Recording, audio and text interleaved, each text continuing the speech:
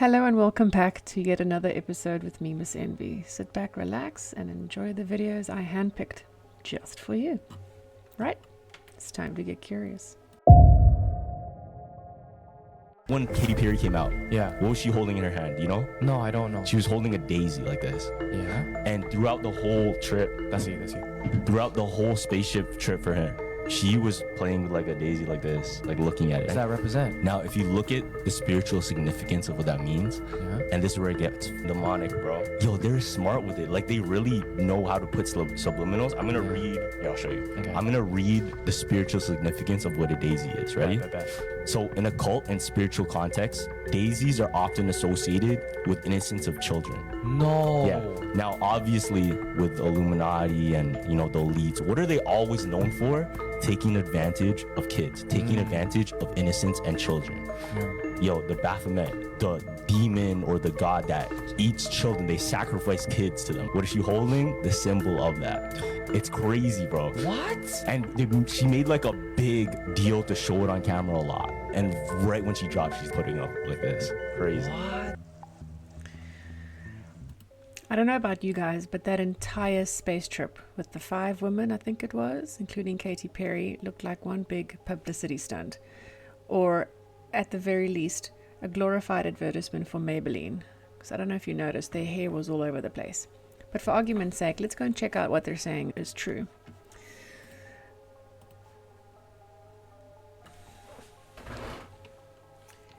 Is there a spiritual connection from or of daisies to kids? Yes, daisies have long held a gentle spiritual connection to children and childhood in many cultures, a symbol of innocence and purity. Norse mythology. In the Norse legend, daisies are sacred to Freya, the goddess of love, beauty, and fertility, including birth and childhood. Freya watches over mothers and... Okay, cool. Language of flowers. In the 1800s, people used flowers to send secret messages. Childlike energy in nature. Yeah, so there's definitely a connection there between children and innocence, which is quite sad. Yeah, was not a fan of that entire space trip, I gotta say. I think I might be posting more about that going forward, especially with that door that opened. You all know, if you know, you know. Co tam godał, że spróchniały pień? Co? Masz tutaj świeżo ścięte drzewo. Balańka zasadzimy. Możemy jeszcze gracka zasadzić. Żeby nie było, że tylko w jeden pieniek, zasadzimy w ten górny. Proszę bardzo. Święta Trójca. Masz propozycję. Pi. I don't have a clue what he said and even what country he's from. He sounds Russian, but that was mighty impressive. However, I was watching this with my daughter and I still said to her, there's not a chance I'd get in a car alone with him, and she agreed. I went to sleep and I heard a and I was like, whoa! Just woke up and this cockroach was like, Unzani. Was right next to my head. This was like a cockroach meets praying mantis meets lobster. And I'm just not about that life. This thing started to fly, so I punched it. I boosted it. I don't know what they do in Australia, but Red Bull gives cockroaches wings, and I'm not about that life. In my next life, I need to have the immune system of these damn cockroaches. Honestly, you can see insects blink in this country. Okay, because this thing just would not die, Ray. I sat on the insect spray thingy. The only thing that nearly passed out last night was me. Every time I thought the cockroach was dead, this thing was like, oh yeah, I'll be on my way. The hell you will. You're gonna die a slow, painful death up in this bitch today. I've never seen a cockroach so big in my life, guys. I must have emptied like 6 cans of doom. You have not met an insect until you come to Australia and actually meet an insect. Oh, guys, please go follow him. He's a South African performer and he just brightens my day. If he brightens my day, I'm pretty certain he'll do the same for you. Okay, but let's quickly have a check here on ChatGPT. Let's clear this one up. Why are cockroaches so difficult to get rid of slash, I don't know if I can use this word on YouTube. Okay, let's just keep it at get rid of. Oh wow, check out the typos. To get rid of, I'm not really doing much there. Anyway, you get it. Cockroaches are the final bosses of the pest world, and here's why they're so ridiculously hard to get rid of. They breed like crazy. They've evolved to survive. They've been around for over 300 million years, outliving dinosaurs. Their DNA has evolved to detoxify poisons, making many insecticides ineffective over time. They can eat anything: glue, soap, cardboard, hair, grease. This helps them survive. Oh, they're nocturnal and hide. Okay, we know that. They can survive crazy conditions. No food for a month, no problem. Decapitation, they'll live for a week without a head until they die of thirst. Radiation, they can tolerate up to 15 times more than humans. That explains everything. On to the next one. Self-sabotage isn't random. It's a frequency problem. When you start to level up, when you stretch beyond your old identity, your nervous system panics, not because you're broken, but because growth feels unsafe to a body that's used to surviving, not thriving. So what happens? You procrastinate, you ghost opportunities, you attract drama, you fall back into old habits. Not because you don't want it, but because your energy is still tethered to the old you. Here's the shift. The next time you catch yourself sabotaging, don't shame yourself. Don't spiral. Pause, breathe, recognize this is just old survival energy trying to keep me small, and choose differently even if it feels uncomfortable. Because healing isn't about being fearless. It's about moving forward while your body still remembers fear. That's how you rewire your destiny.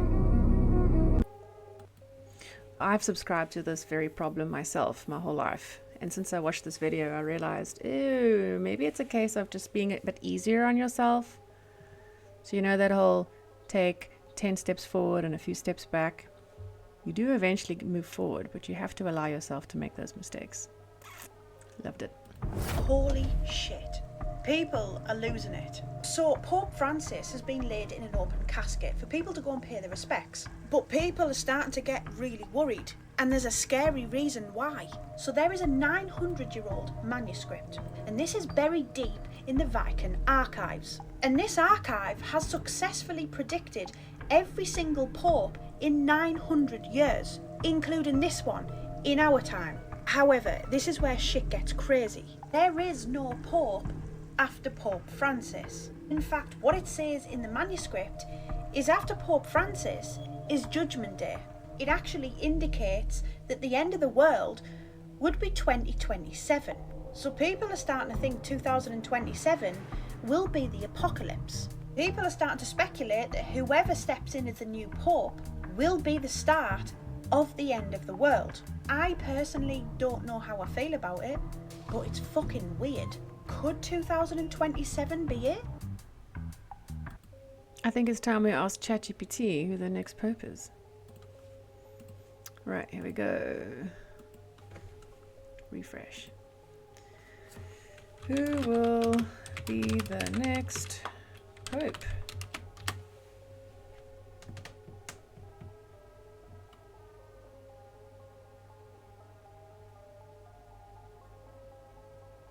The next pope has not yet been chosen. The Papal Conclave to elect Pope Francis' successor is scheduled to begin on May 7th. Oh, that's like around the corner. 2025 in the Sistine Chapel. This conclave will be the largest in history. With what the heck is a conclave?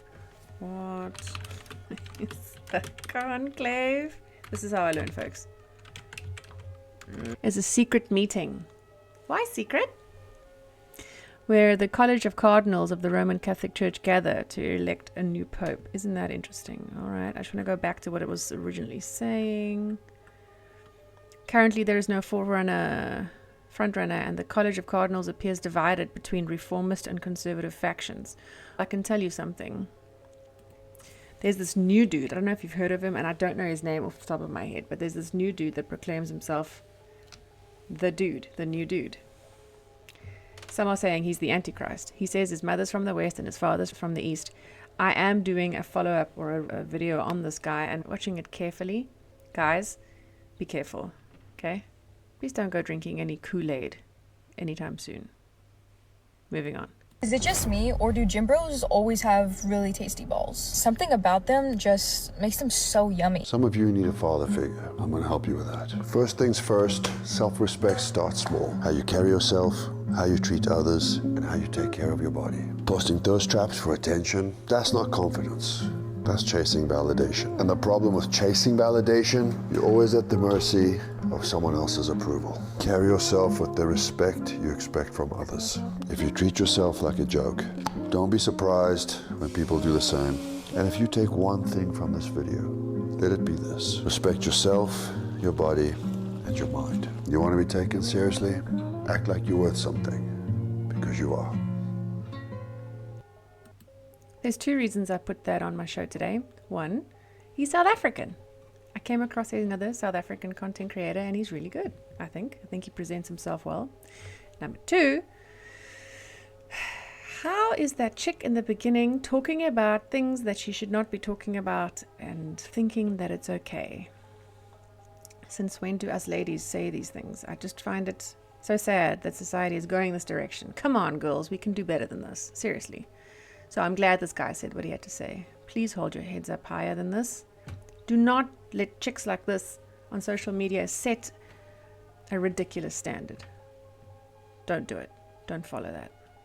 This is breaking news. Science just showed how sound and vibration might just be able to reprogram your cells like software. So this is the science behind how a simple sound can shut down fat cell growth and rewrite over 140 genes in the process. In a groundbreaking new study, Japanese scientists exposed cells to pure sound waves that are audible to the human hearing range. And the results are shocking scientists around the world.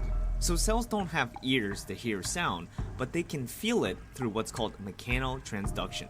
So in this experiment, these sound waves sent a signal into the cell to stop the fat forming process. And this was just one of over 140 different gene expression changes. So this is part of a growing field of medicine called sonogenetics, where we use these sound waves to support conditions such as cancer, neurological conditions, and even stem cell therapies. So the key takeaway here is that while you're listening to music with your ears, your whole body might be listening as well. And that sound might be shaping your cells in ways that we're only beginning to understand. And to connect to what Nikola Tesla once said, if you want to find the secrets to the universe, think in terms of energy, frequency, and vibration. He's not wrong. So my next question is, what frequency stops you from getting fat? Okay, let's find out.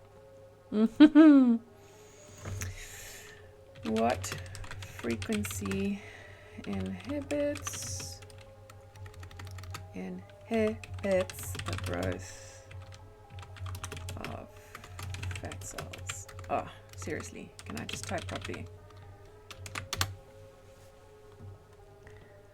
There's no scientifically confirmed sound frequency that definitely inhibits the growth of fat cells. Hang on. What is the biggest contributor to the human body forming excessive fat cells?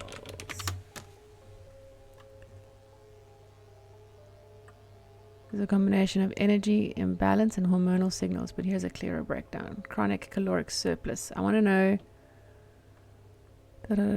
drive cortisol. There you go. That's actually what I was aiming for. Right.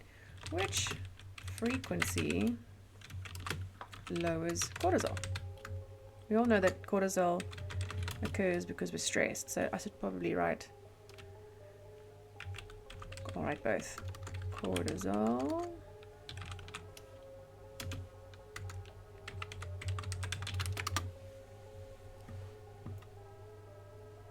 There you go. 432. Natural tuning. Said to be in harmony with the Earth's natural frequency. Listeners often report feeling calmer and more emotionally balanced. May promote parasympathetic nervous system activation. Or the love frequency, 528. Or binaural beats in the theta range. Don't know much about that. And then 396, the solfeggio frequency, said to release fear and guilt. Oh, I think I need that one in my life. There you have it. Bodies and body parts, a trial set to begin in just months. And tonight, new grisly details of what the FBI says really happened. ABC 15's Nicole Valdez is live. This building off 24th Street and University doesn't look like much, but according to new claims in these court documents, the Biological Resource Center was essentially running a chop shop for human body parts, mixing, matching, and selling them in ways we'd never heard of until tonight. One FBI agent revealing what it was really like inside the Phoenix body donation facility, from buckets of heads, arms, and legs to coolers filled with severed penises when the FBI raided the building. He even spotted a smaller head sewn onto a larger torso in a, quote, Frankenstein manner. The limbs, according to that agent, with no apparent identification. A torso with a head apparently went for $2,400. A leg about $1,100. They'd even sell knees and feet alone for under $500. The owner of the Biological Resource Center was already sentenced, but he was only given probation. Probation only? This is next level. Here's the sad thing. This has been going on a long time. It's only making mainstream news now. So it makes you wonder what else has been going on that we don't know about. Sad. Liftoff. Colonel? You better take a look at this radar. What is it, son? I don't know, sir. But it looks like a giant dick. Yeah. Take a look out of starboard. Oh my God, it looks like a huge... Pecker! Oh, where? Wait, that's not a woodpecker. It looks like someone's... Private! We have reports of an unidentified flying object. It is a long, smooth shaft, complete with 2 balls. What is that? That looks just like an enormous... Wang, pay attention. I was distracted by that enormous flying... Willie. Yeah. What's that? It looks like a giant... Johnson. Yes, sir. Get on the horn to British intelligence and let them know about this.